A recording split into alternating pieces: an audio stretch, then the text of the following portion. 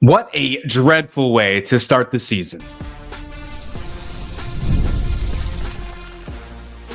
You are Locked On Kansas State, your daily podcast on the Kansas State Wildcats, part of the Locked On Podcast Network, your team every day. Yes, welcome on into Locked On Kansas State, your daily Kansas State Wildcats podcast. I'm your host, Christian Rauh, and thank you so much for making Locked On Kansas State your first listen every single day. Kansas State falls to Iowa State, week 0 in Dublin, and it was unfortunate. It was definitely an unfortunate matchup. Soggy, messy, gross, questionable play calling, injuries right off the bat. We're going to get to that in our initial reaction all on this episode. Before we do so, this episode is brought to you by FanDuel. Football season's right around the corner. Well, folks, it's right here. We just watched the first game of it.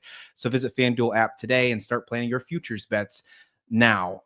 24-21 final in this one.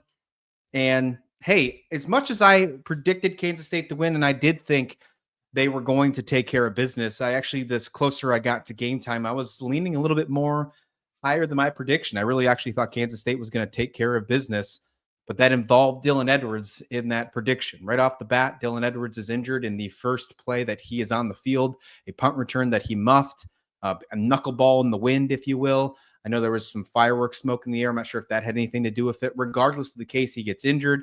He does not return to the game. We don't get to see a single play from Dylan Edwards on the offensive side of the football. That's a travesty for Kansas State. That's a travesty for the Big 12, for every college football fan in the entire world, that you didn't get a chance to see the most electric player on the field that would have been on the field in this matchup. Dylan Edwards should have been outstanding in this one. And although there was already 100 plus yards rushing in this game, Joe Jackson led with 51.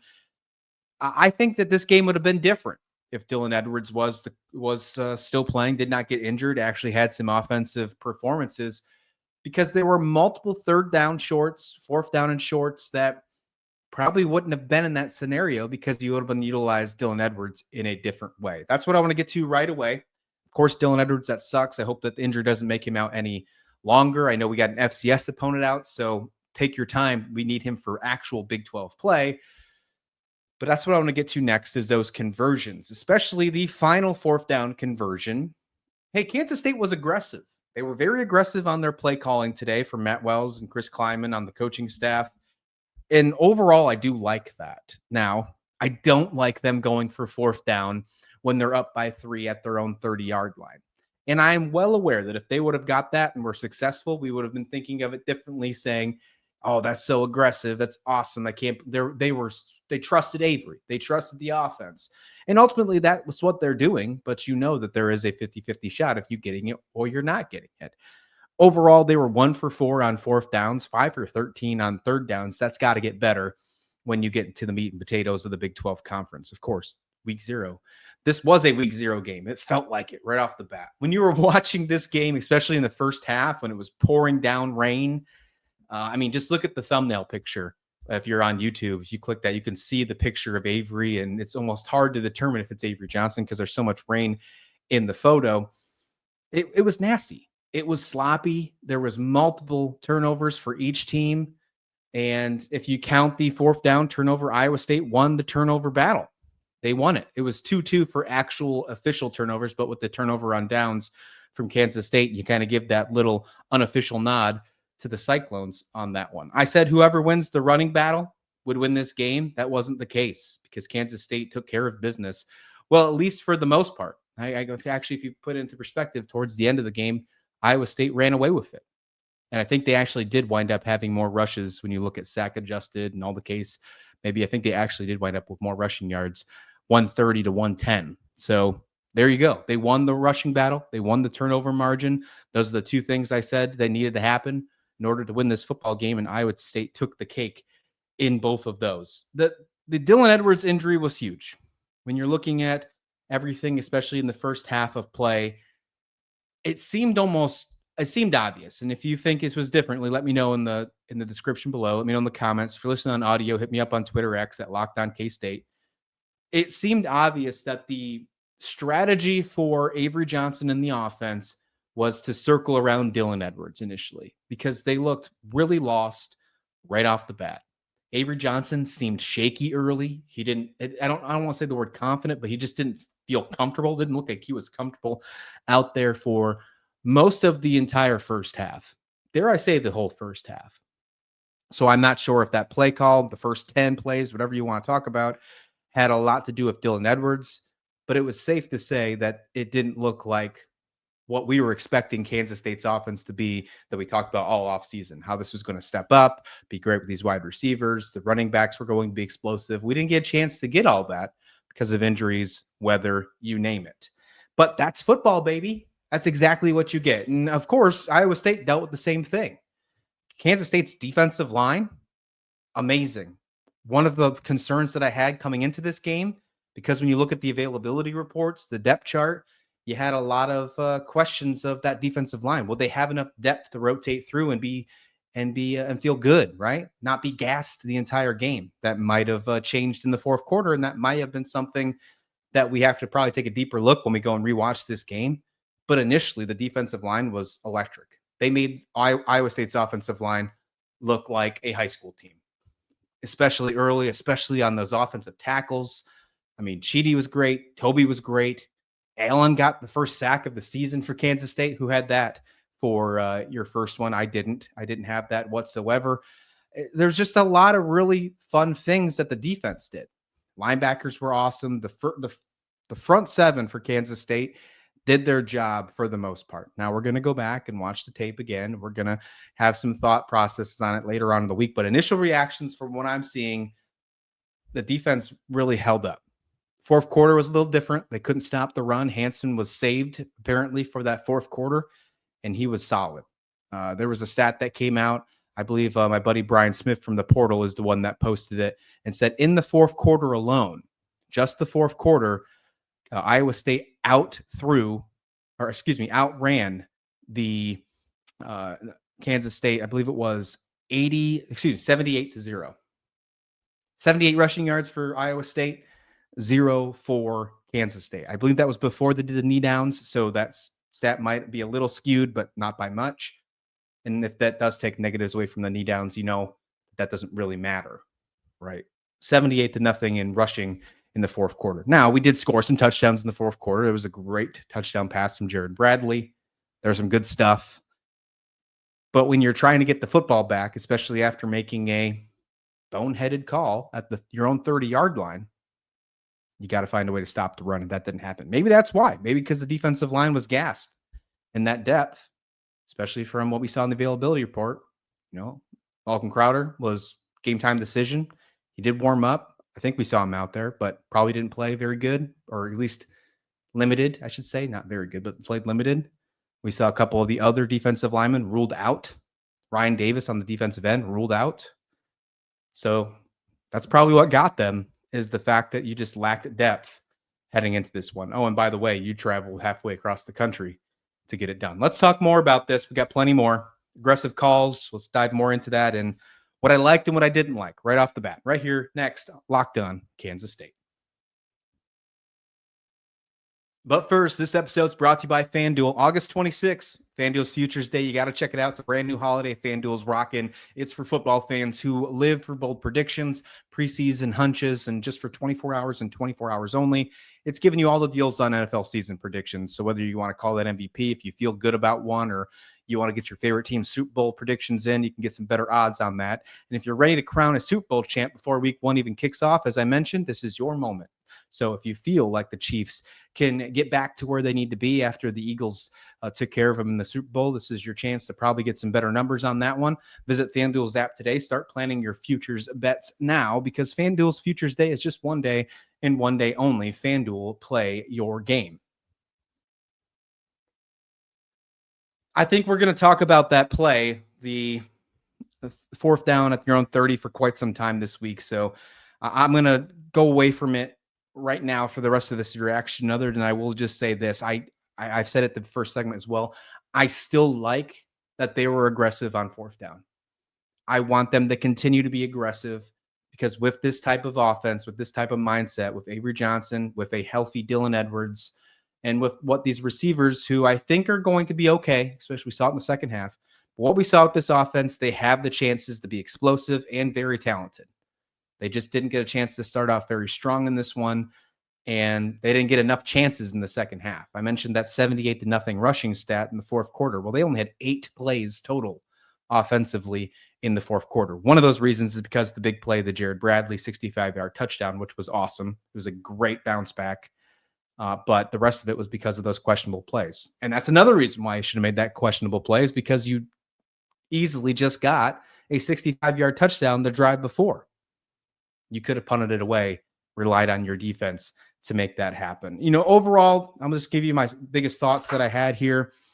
Starting off, the first drive of the game, I mentioned the defensive line was great, but Donovan McIntosh, I think, had an overall good game.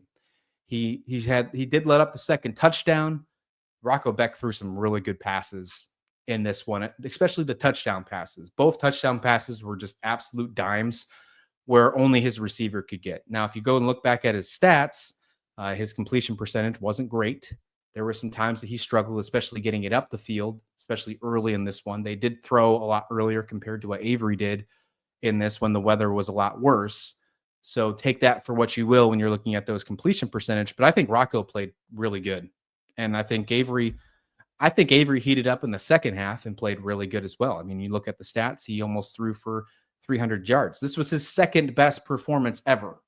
He threw for 298 in a game last year, and his 273 this year is his second best all time since being the starting quarterback for Kansas State. So that's a good way to start the season off. And you did that in that type of weather. That should give you an idea of what to maybe expect of this offense. When the weather's a little better, when you have a fast and flashy Dylan Edwards healthy on the field, I think they're going to be just fine. It's going to be a great way to bounce back next week. They'll step up against Army. I think they'll be just fine against Arizona. And then when you get into Big 12 play against UCF and some of these other teams, they'll be ready to go.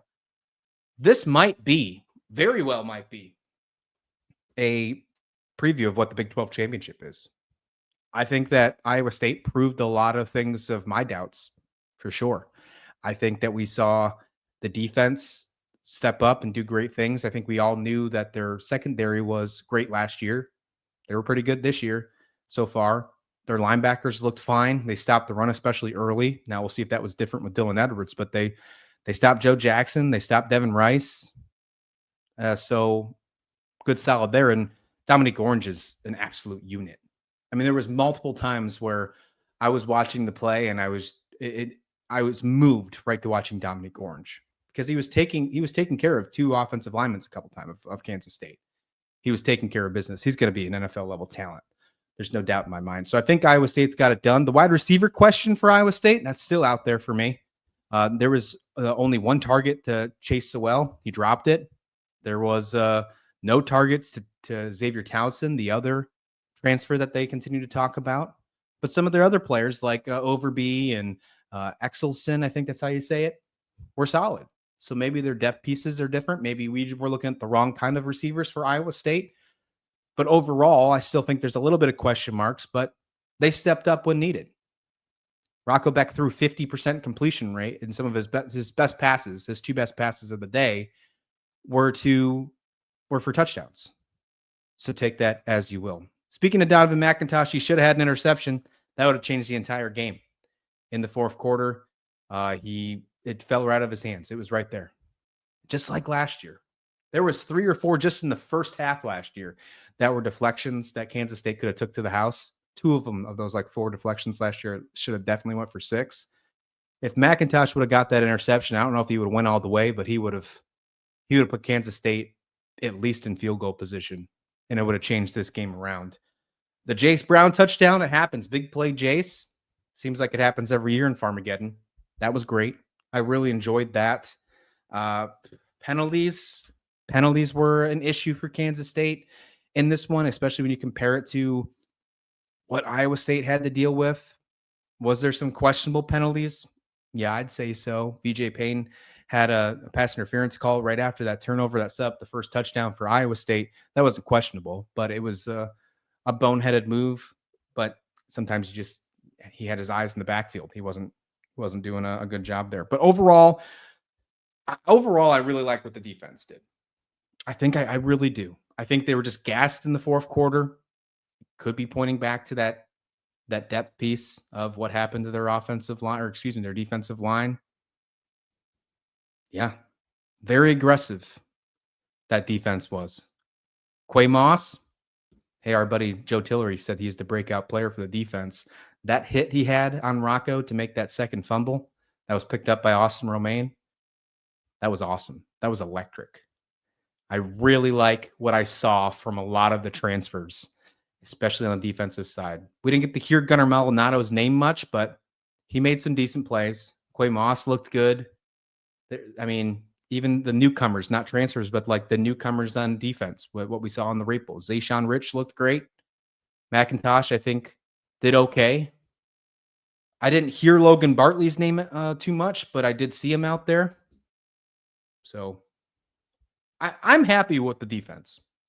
I think that they'll be fine this season. Let me know what you think about defense, because I obviously want to know your thoughts on that process, because that's what we're doing right here. We're talking Kansas State. What do we need to worry about moving forward? Of course, we got an FCS opponent, and then we got a couple non-conference games for the next month or so now that we finished this first Big 12. So we got about a month to marinate being 0-1 in the conference. That doesn't sound fun, but that's what we got to do next. So what is up for us? Where do we go from here? What does that mean? Let's do that next to talk up in this instant reaction show of Locked On Kansas State. But first, this episode of Locked On Kansas State is brought to you by Rougiet. Guys, you've probably heard of Viagra or Cialis. Maybe you've even tried them, but if you're looking for something beyond the usual pill, it's time to meet Rougiet Ready. Rougiet Ready is a next-gen prescription treatment designed to amplify arousal and in the brain and boost blood flow. Unlike those usual pills that can take hours, Rougiet's 3-in-1 system dissolves just under your tongue, and on average in 15 minutes, those effects can last up to 36 hours. So you can stay confident and in control when the time is right. You can make sure it's completely online as well. So it connects you with a board-certified doctor. You get it discreetly. No worries about maybe a possible embarrassment if that's what you're worried about. You shouldn't be anyways. Head to Rougiet.com/LockedOnCollege. Use code LockedOnCollege. Get 15% off today.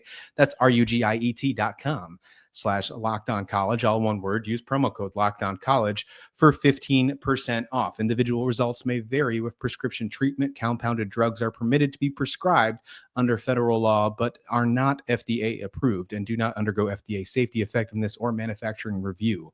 Please visit Rougiet website for full safety information.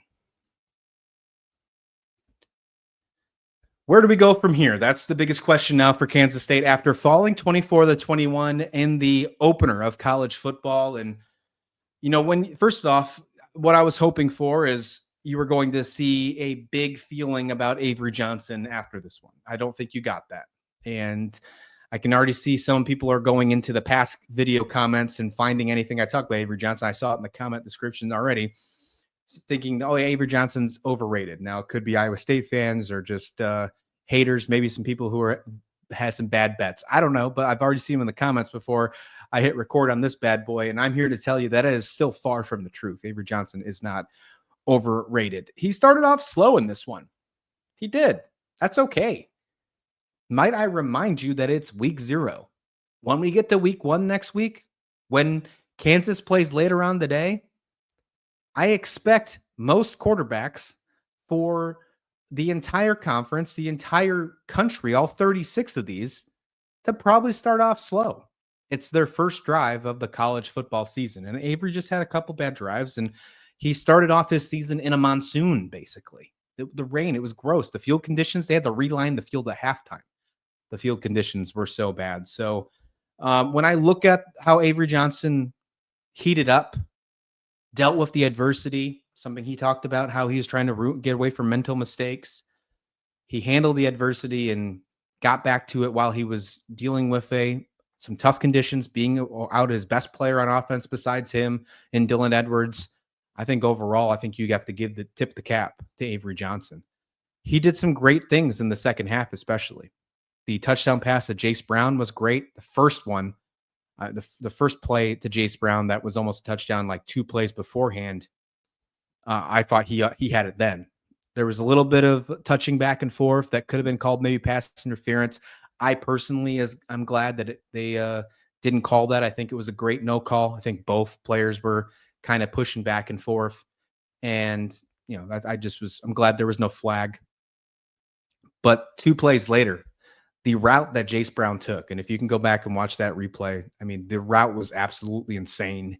And Avery Johnson just found him for basically a layup pass for a touchdown. He found some other really good passes as well. The pass to Jaron Tibbs when it was 2nd and 20, I believe, after the holding call from John Pastore to keep the drive moving. This was the same drive that had the fourth down at the 30-yard line that eventually stalled out. But to keep that drive moving, he found Jaron Tibbs on a great pass after evading the pocket, getting up to Tibbs and throwing. I think Tibbs did good. I think we just didn't get him the ball enough. He was 4 receptions for 35 yards. He was only targeted 5 times. So we needed to get him targeted more. He was the second leading target. Oakley had 5 targets. He caught all his targets for 62. And Jace had 8 targets, and he was 4 for 78 on his opening game this season. Yeah, you got to get more to Tibbs. You got to get more to Jace Brown. And I'd like to see more from Bradley. I would. Now, he probably had the most egregious play on the offense, if you're not counting the 4th down at the 30-yard line, that really stalled out. There was another 4th down play where Avery Johnson was probably, to me, I think this was Avery Johnson's best play of the game. He evaded the defense. He straightened his shoulders, his hips. He did everything he needed to do and threw a perfect pass to Jared Bradley, and it went right through his hands. He's got to catch that football. The Donovan McIntosh should have been an interception, and the 4th down at the own 30, those 3 plays are what changed this entire landscape. If you capitalize on all of those, you win this game handily. If you capitalize on 2 of those 3, you win this game. And you couldn't do that on all 3. On the flip side, though, I will say this before I get into where we go from here. If Iowa State's offensive line would have blocked and found a way to take over the defensive line of Kansas State, especially what we saw from them in the 4th quarter, because they finally started to wake up. If they would have did that a lot sooner, this game could have got really ugly for Kansas State. I think when you hear Nick Maravets talk about his recap, I don't think he's going to have a lot of negative to say. I think Iowa State played a really good football game, and quite frankly, I think they beat us. I think they were just the better team. I don't know if we play again in November, I don't think I can say the same thing. If we played again with Dylan Edwards not getting hurt on the first play, I don't think I'm having a reaction show with you right now talking about Kansas State loses. So with that being said, where do we go from here? Well, the first thing is to make sure Dylan Edwards is healthy. And if he's not 100% for next week's game against North Dakota, an FCS opponent, you don't even let him put on shoulder pads. You make him sit on the sideline, and that's actually what I expect. If he's even a game time decision, or if you see him as probable or doubtful on these availability reports, which you won't because it's a non-conference game, so you actually won't see availability reports. But if you hear anything through the grapevine this week about him not being 100%, expect him not to play. I would expect him to sit out in this game. Against Army, might be different. Against Arizona, most likely might be different. And if it's just an ankle injury, because it looked like he was trying to work it out on the sidelines, if it's just hopefully a mild ankle injury, which we'll hear in the press conference, and we'll react to that, and we'll have a show on tomorrow's episode on Sunday. Football season's here, folks. We're here every single day of the week. Hopefully it's just a mild thing, and we might actually see him next week, but I'm doubtful. And just because of the opponent. Why risk it for Dylan Edwards? What I want to see is I want to see this offense get on a faster pace. I want them to be super aggressive again. I don't want the fact that they only went 1 for 4 on 4th down in this game ruin the fact that they are not going to be aggressive the rest of the season. I want them to be a goldfish. I want them to have 10-second memory on this bad boy, move past it, and start thinking about game prepping for North Dakota. That's what I want them to do offensively. And you can learn a lot from this game against Iowa State, especially in the second half, especially finding a ways to overcome things, which I think Avery Johnson did a good job. Hey, look, he was always talked about how bad his completion ranking was. 70% completion rating in this one, 21 for 30 for 273. Had a really good quarterback rating. He played a good game. 8 yards for 21 yards rushing. That's where he stalled out. My prediction was he went 230 for 75. He went 273 and 21. So, I mean, he didn't hit the numbers that I expected him to do, especially on the rushing side. But he didn't get as many opportunities as he did either. I think that changed because of the weather. I think that also changed because of they didn't want to risk losing Avery and Dylan Edwards on week 0. Let's just be fair with that one. And then, of course, the situations to the game. You had to make more throwing plays. You had to be a little more explosive. And I think they should have, hopefully, if the weather wasn't as bad initially, I think they would have been explosive right off the bat. It worked really good in the second half when it started clearing up. 65-yard touchdown from Bradley and that big play to Jace Brown. That was absolutely fun to watch. I love watching Jace Brown wide open touchdowns. It's like my favorite pastime. So maybe we won't see Dylan Edwards. The offense needs to be explosive moving forward. I want to see more improvement from the secondary. I wasn't disappointed, but I want to see more.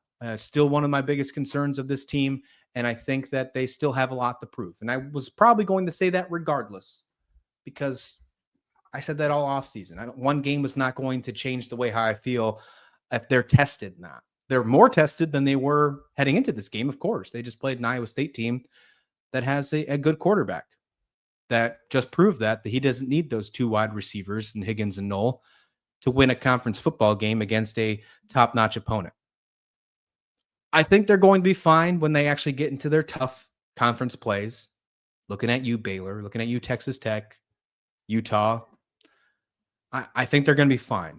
I do still think, and I'm going to put this out here now, you take it as you want. You can be upset because they lost this game, and I know a lot of fans have a long flight home to think about this. And if you do, again, I'll be giving you coverage every single day throughout this. You'll have a bunch of coverage to listen to on your plane rides. Be sure to download those on your audio, or if you're listening on audio, or if you're on YouTube, you got YouTube Premium, you can download those bad boys as well. They're going to be back. They're going to be in the Big 12 championship. My prediction for Kansas State being in Arlington has not changed. There will be no downward spiral for this team. That will not happen whatsoever. So book it. Kansas State will still be in the Big 12 championship. Iowa State is going to be a contender. That's true. We're going to see what happens. And of course, this is an easy way to be overreacting since it's the only 2 Big 12 teams we've seen. But according to what we'll see next week, I would not be shocked to still feel that same way. Iowa State looked really good. Their defense was solid. They answered a lot of my questions about them. And Kansas State, if you put Dylan Edwards, a healthy Dylan Edwards, back in this conversation, they beat that Iowa State team today. That surprised the heck out of me. So I feel good about it. This is one of those losses that you feel that sucks that you lost, because although it was a coin flip, you want to come on the better side, right? And that just didn't work out. And that's what you need to do moving forward for the rest of the season. You can't lose to Baylor now. You definitely can't lose one of those road trips. You can afford one more conference loss at most and hope that it's good for the tiebreakers. 7-2 got you in last year, but with some tiebreakers. So you can either run the table, and I actually recommend that one. So probably the easiest way to take it. But you can afford one more conference loss to make it happen. I think they still can. Let me know your thoughts in the comment description below. We'll be back here tomorrow. We're going to react to the press conference. We're going to dive deeper into this one and so much more throughout the week. And then we're going to turn our heads just like this team should. We're going to be goldfish for a little while. And we're going to turn to North Dakota in what they need to do to get their first win on the board. Please like the video. Please subscribe. We'll be back here soon, talking Kansas State every single day, like we always do, right here on Locked On Kansas State.